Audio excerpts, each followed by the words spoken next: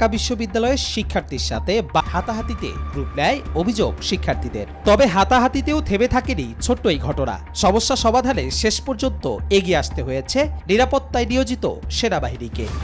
কলার খোসা ড্রেন ফেলার কারণে ওই ফার্নিচার দোকান মালিকের সাথে আমাদের হলের ব্যাটের সাথে কথা কাটাকাটি হয়। আর হলের ব্যাটে যেটা একটু সরল প্রকৃতির টাইপের, মানে উনি যে সিচুয়েশন হ্যান্ডেল করবে বা ওই লোকটাকে একটু ধমক দিয়ে বলবে, ওই সুযোগটা ওনার ছিল না। তো ওনাকে ওই লোকটার সাথে কথা কাটার এক পর্যায়ে ওই লোকটা ওনাকে ওনার কলার দর টানাটানি করে এবং এক পর্যায়ে ওনাকে স্যান্ডেল দিয়ে মারছে। প্রথম দিকে আমরা 8-9 জন মতো আসি, পলাশির মোড়ে একত্রিত হয়ে বিস্তারিত ঘটনা জানার পর আমরা বুঝতে পারলাম যে ওই লোকটা মানে আমাদের বিশ্ববিদ্যালয় স্টুডেন্টে পরিচয় দেওয়ার পরে কিন্তু কি ওই পায়টাকে মারছিল। এটা তো আমাদের ইগোতে লাগছে, মানে তার সুন্দরভাবে কথা বলতে পারতো। আর আমাদের পায়ের তো কোনো অপরাধ নেই, বলতে কলা খাওয়ার পরে কলা কোষাটা বেছে ট্রেনের মধ্যে, এটা তো একদম নর্মাল বিষয়। এরপর আমরা 7-8 জন মিলে গিয়ে ওই লোকটাকে ওর এলাকায় গিয়ে মারলাম বলতে অল্প 1-2টা মারার পরে লক্ষ্য করলাম ওদের যেহেতু এলাকা, উনি স্থানীয় মানুষ হতে পারে, ওনার এলাকাতে 30-35 জন এসে আমাদেরকে কলার দর টানাটানি করে। এ সময় শিক্ষার্থীরা ফার্নিচার ব্যবসায়ীকে সাথে নিয়ে এ বিষয়ে মীমাংসা করতে বিশ্ববিদ্যালয় প্রক্টর অফিসে যেতে আগ্রহ প্রকাশ করে। শিক্ষার্থীদের এ প্রস্তাবে সাড়া না দিয়ে সেনাবাহিনীর অস্থায়ী ক্যাম্পে নিয়ে যায় উপস্থিত সেনারা। তবে ঢাকা বিশ্ববিদ্যালয়ের শিক্ষার্থীদের অভিযোগ, ক্যাম্পে তাদের মারধর করেন কিছু সেনা সদস্য। ওদিক থেকে আর্মি আসলো, আর্মি আসার পর আর্মিরা হলো যে আমাদের সাথে অ্যাগ্রেসিভলি আচরণ করা শুরু করলো।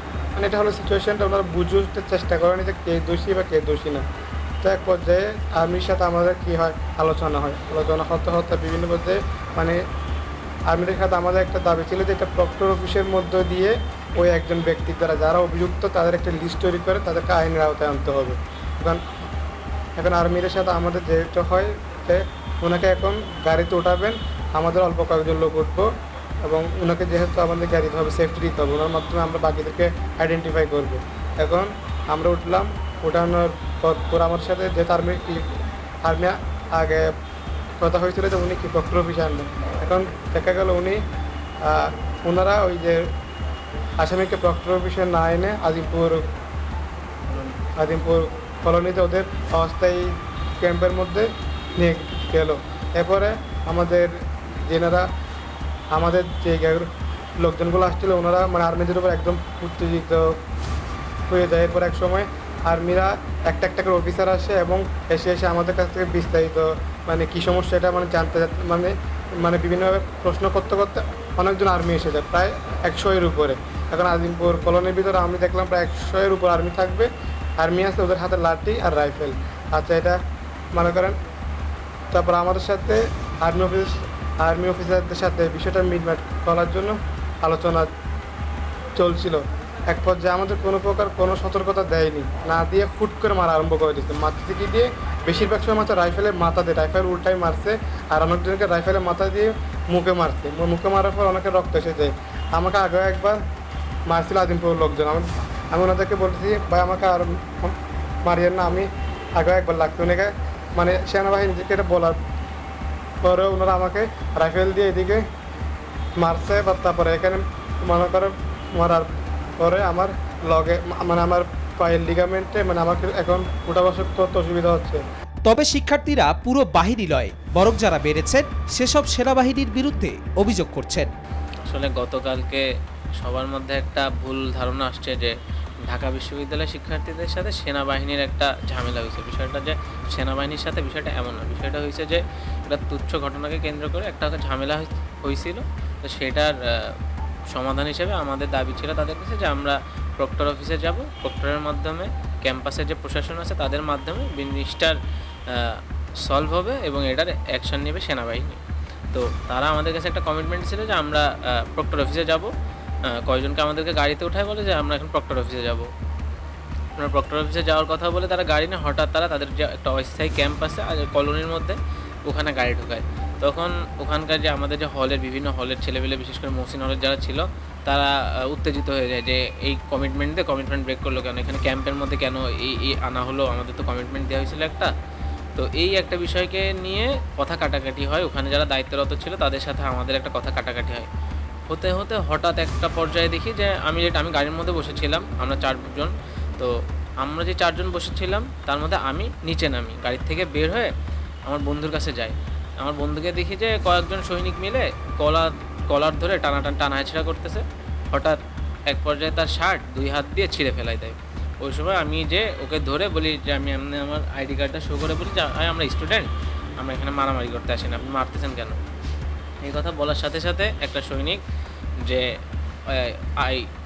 যে পিছন রাইফেলের যে পিছনের মেটাল পার্ট ওটাতে আমার এই যে ঠোঁটের এখানে হিট করে প্রথমে, করার সাথে সাথে কয়েকজন মিলে আমাকে বুট দিয়ে লাথি মারার পরে আমি যখন বুঝতে পারছি সিচুয়েশন আউট অফ কন্ট্রোল, তখন আমি আমার বন্ধু সাইফুল ইসলাম ওকে নিয়ে ঘুরে পিছনের গেট দিয়ে বের হব। একদম ওই টাইমে কয়েকজন সৈনিক মিলে রাইফেলের পেছন অংশ দিয়ে আমার কাঁধের এখান থেকে এই পর্যন্ত যেমনে পারছে ওরা বেসবলের ব্যাটের মতো চালানোর পরে আমরা ওখান থেকে বের হয়ে যাই।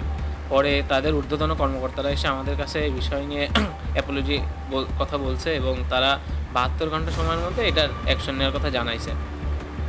এর মাঝখানে আমাদের 2টা বন্ধু, আমার একটা বন্ধু এবং একটা সিনিয়র ভাই, তারা তাদের ক্যাম্পে তুলে নিয়ে গেছে, নিয়ে চোখ বেঁধে তাদেরকে পাড়াইছে, তাদের গোপনাঙ্গে ইচ্ছা মতো মারছে। তারা এখন সিএমএইচে ভর্তি আছে, তাদের অবস্থা এখনও খারাপ, যতদূর আমরা জানছি যে তাদের অবস্থা খারাপ বলে তাদেরকে সিএমএইচে নিয়ে যাওয়া হয়েছে। দেশের সেনাবাহিনীর কিছু সংখ্যক সেনা সদস্যের এমন আচরণ মেনে নিতে পারছেন না এই শিক্ষার্থীরা এবং এ বিষয়ে 72 ঘন্টায় বিচার না পেলে পদক্ষেপ নেবেন তারা। এটা হচ্ছে আমার মনে হচ্ছে একটা পক্ষ, ওই যে আজিমপুর যেটা বলছে, মানে একটা পক্ষ হচ্ছে আমাদের সাধারণ শিক্ষার্থী ঢাকা বিশ্ববিদ্যালয়ের উপর খুবই ক্ষুব্ধ ছিল। বিষয়টা হচ্ছে তাদের ব্যক্তিগত বিষয়, কিন্তু আমরা জানতে চাচ্ছি না, কিন্তু আমাদের উপর বিক্ষুব্ধ হওয়ার কারণটা কি এটা আমরা কোনো খোলাসা হতে পারি না। আচরণটা তো এটা মেনে নিতে পারছে না, ঢাকা বিশ্ববিদ্যালয়ের শিক্ষার্থী হিসেবে এটা মেনে নিতে পারছে না। আমরা কি বনের পশু যে আমাদের উপর হচ্ছে অতর্কিত হামলা করে, হ্যাঁ যে কোনো শিক্ষার্থী হোক, বুট দিয়ে আমাকে হচ্ছে আমাদের কয়েকজনকে হচ্ছে মারিতে পেলে বুট দিয়ে মারা হয়েছে, আমাকেও বুট দিয়ে লাথি মারা হয়েছে, প্লাস হচ্ছে রড দিয়ে, এই যে এখানে মারছে রড না স্টাম্প দিয়ে মারছে, আর হচ্ছে এই যে বন্দুক রাইফেল দিয়ে মারছে। না অবশ্যই না, আমরা একটা সুন্দর সুশৃঙ্খল একটা বাংলাদেশ করতে চাই। বাংলাদেশ গড়ার জন্য প্রত্যেক আমরা সবাই সেনাবাহিনী বলেন, আমাদের প্রশাসনিক যারা সবাই মিলে কাজ করতেছি। এখন যদি তারা দেখে আমাদের প্রতি এরকম বিহেভ করে, এরকম আচরণ করে, তাহলে বিষয়টা মেনে নেওয়া যায় না। যদিও আমাদের তাদের প্রতি রেসপেক্ট করে, সেনাবাহিনীর প্রতি আমাদের সম্মান আছে, রেসপেক্ট আছে, কিন্তু তাদের একটা ক্যাপ্টেনের দল যে এভাবে বিহেভ করছে এটা তো মেনে নেওয়া যাবে না।